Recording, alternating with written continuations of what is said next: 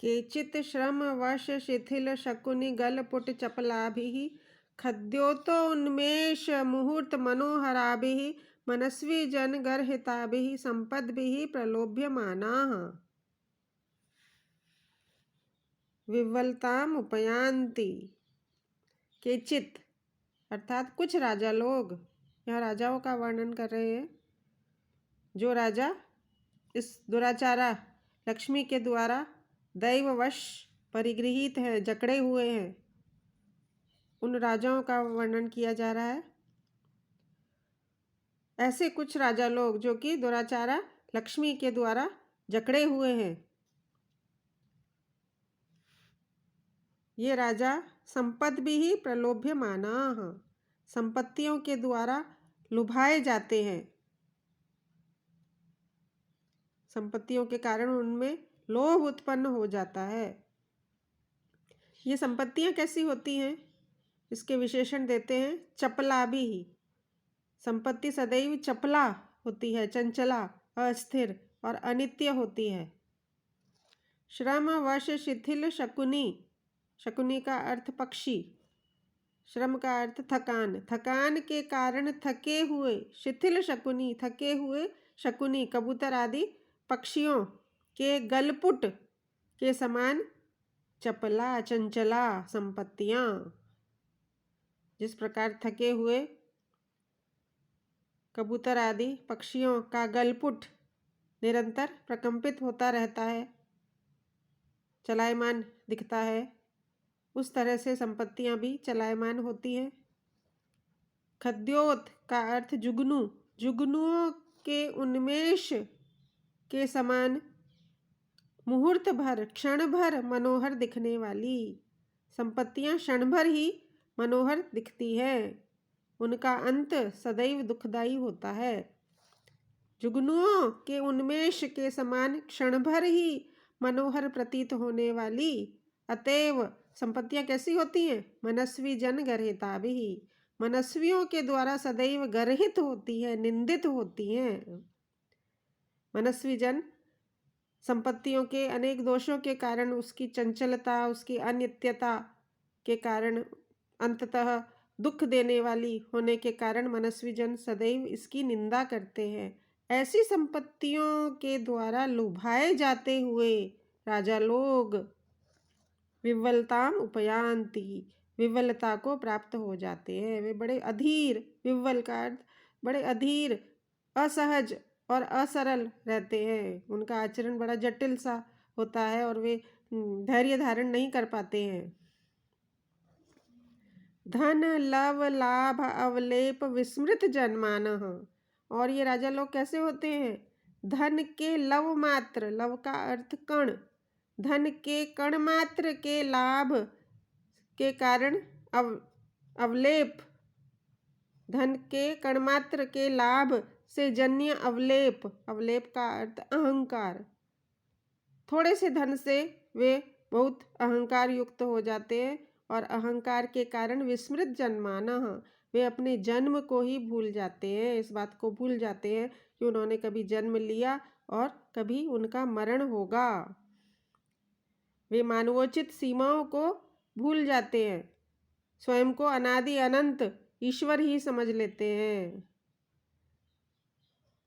अनेक दोष उपचितेन, अनेक दोषों के उपचय से, अनेक दोषों के संग्रह से, दुष्ट असृज इव, दूषित रक्त के समान, जैसे अनेक दोषों के कारण शरीर में दूषित रक्त उत्पन्न होता है, उस प्रकार अनेक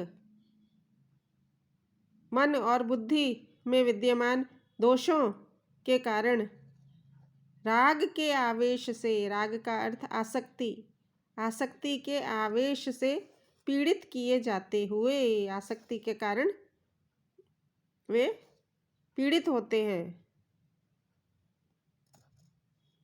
विविध विषय ग्रास लालसे ही पंचभिः अपि अनेक सहस्र संख्यैरिव इंद्रियैः आयास्यमानाः, इंद्रियों के द्वारा प्रेरित होते हैं। इंद्रियां कैसी होती हैं? विविध विषय ग्रास लालसे ही, विविध विषयों को ग्रसने की लालसा वाली, भोगने की लालसा वाली। 5 होते हुए भी व्यक्ति की इंद्रियां, ज्ञानेंद्रियां 5 ही होती हैं। 5 होते हुए भी अनेक सहस्र संख्य ही एव इंद्रिय ही। 5 होते हुए भी वे वे विषयों को भोगने में इतने आकंठ डूबे हुए हैं कि मानो उनकी 5 ही इंद्रियां नहीं हैं, सहस्र संख्या वाली हजारों इंद्रियां हैं। ऐसी इंद्रियों के द्वारा प्रेरित किए जाते हुए प्रकृति चंचलतया लब्ध प्रसरेण एकेनेपि सहस्रतामिव उपगतेन मनसा। मन चंचल होता है, इसलिए कहते हैं प्रकृति चंचलतया। प्रकृति से, स्वभाव से ही चंचल होने के कारण लब्ध प्रसरेण अर्थात अवसर प्राप्त होने पर एक होते हुए भी मानो 1000 की संख्या को प्राप्त हुए मन के द्वारा। व्यक्ति का मन एक ही होता है, पर जो व्यक्ति भोगों को भोगने में रात दिन लगा हुआ है, आकंठ डूबा हुआ है, वह मानो एक मन नहीं है, 1000 मन से वह विषयों को भोगता है, विषयों के बारे में ही सोचता है। और इसलिए आकुली क्रियमाणा, व्याकुल किया जाता हुआ वह बहुत अधीरता को प्राप्त होता है।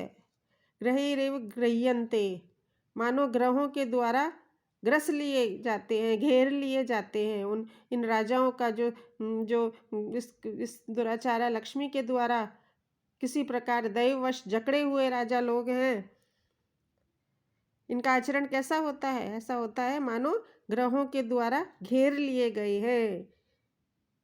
राहु केतु आदि ग्रहों के द्वारा जिन पर दुष्प्रभाव होता है, ऐसे व्यक्ति जिस तरह का आचरण करते हैं, इन राजाओं का वैसा ही आचरण होता है। भूते ही अभिभूयन्ते, मानो भूतों के द्वारा अभिभूत कर लिए जाते हैं। मंत्र ही इव आवेश्यन्ते, मानो मंत्रों के द्वारा आविष्ट कर लिए जाते हैं।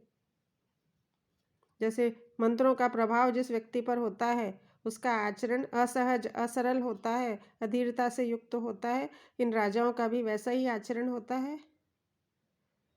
सत्वे ही इव अवष्टभ्यन्ते, हिंसक जीवों के द्वारा मानो पीड़ित किए जाते हैं। जैसे हिंसक जीवों से पीड़ित व्यक्ति का आचरण होता है, वैसा सा आचरण इनका प्रतीत होता है।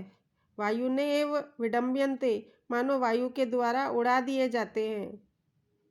जैसे वायु के द्वारा उड़ी हुई वस्तु अस्थिर रहती है, स्थिर नहीं रहती है, वैसे ही इन राजाओं का आचरण होता है। पिशाचैरेव ग्रस्यन्ते, मानो पिशाचों के द्वारा ग्रस लिए जाते हैं, ऐसा ही इनका आचरण है। मदन शरैर मर्माहता एव मुखभंग सहस्राणि कुर्वते, कामदेव के बाणों से मर्माहत हुए से मुख की सैकड़ों भंगिमाएं बनाते हैं, मुख को विकृत करते हैं, अनेक प्रकार के विकार उत्पन्न होते हैं, मुख की भिन्न भिन्न प्रकार की भंगिमाएं बनाते हैं। ऐसा इनका असहज और असरल और अधीरता से युक्त आचरण होता है। धनोष्मणा पच्यमाना इव विचेष्टन्ते, धन की ऊष्मा से पकाए जाते हुए, पच्यमान से पकाए जाते हुए से ये विरुद्ध असहज असरल चेष्टाओं को करते हैं। जैसे तवे पर रखा हुआ अन्न का दाना ऊष्मा के कारण उछलने लगता है, उस प्रकार कवि कहते हैं कि धन की ऊष्मा से, पच्यमान से पकाए जाते हुए से ये विरुद्ध चेष्टाओं को करते हैं। गाढ़ प्रहार आहता एवं अंगानी न धारयन्ति, गाढ़ प्रहार से आहत हुए से ये अपने अंगों को भी धारण नहीं कर पाते हैं। कुलीरा एव तिर्यक परिभ्रमन्ति, कुलीर के समान, केकड़े के समान तिरछी गति करते हैं, तिरछे चलते हैं। सीधे इनकी जो गति होती है, वह इनका जो आचरण है वह सीधा सरल सहज नहीं होता है। अधर्म भग्न गतयः पंगवा एव परेण संचार्यन्ते, अधर्म के कारण भग्न गति वाले ये राजा लोग पंगु के समान दूसरों के द्वारा संचालित होते हैं। जिस प्रकार पंगु व्यक्ति, लंगड़ा व्यक्ति स्वयं गति नहीं कर पाता है, दूसरों के द्वारा संचालित होता है, उसी प्रकार ये राजा लोग भी इनके जो राज कार्य हैं ये विद्वान मंत्रियों से ही संचालित होते हैं। ये स्वयं राज कार्य को नहीं संभाल पाते हैं। मृषावाद विष विपाक संजात मुख रोगा इवा अति कृच्छ्रन्ते जल्पन्ति। झूठ, मृषावाद, मिथ्या भाषण रूपी विष के विपाक से उत्पन्न मुख रोग वाले के समान ये राजा लोग अत्यंत कष्ट से बोल पाते हैं। ये राजा लोग ठीक से बोल भी नहीं पाते हैं। मिथ्या भाषण रूप विष के विपाक से संजात से उत्पन्न मुख रोग वाले के समान, मानो इनके मुख में रोग उत्पन्न हो गया है। और यह रोग किस लिए उत्पन्न हुआ है? कवि कहते हैं कि ये निरंतर झूठ बोलते हैं। मिथ्या भाषण रूप विष के कारण इनके मानो मुख में रोग उत्पन्न हो गया है और इसलिए ये बहुत कष्ट से बोल पाते हैं। सहज सरल भाव से ये बोल भी नहीं पाते हैं।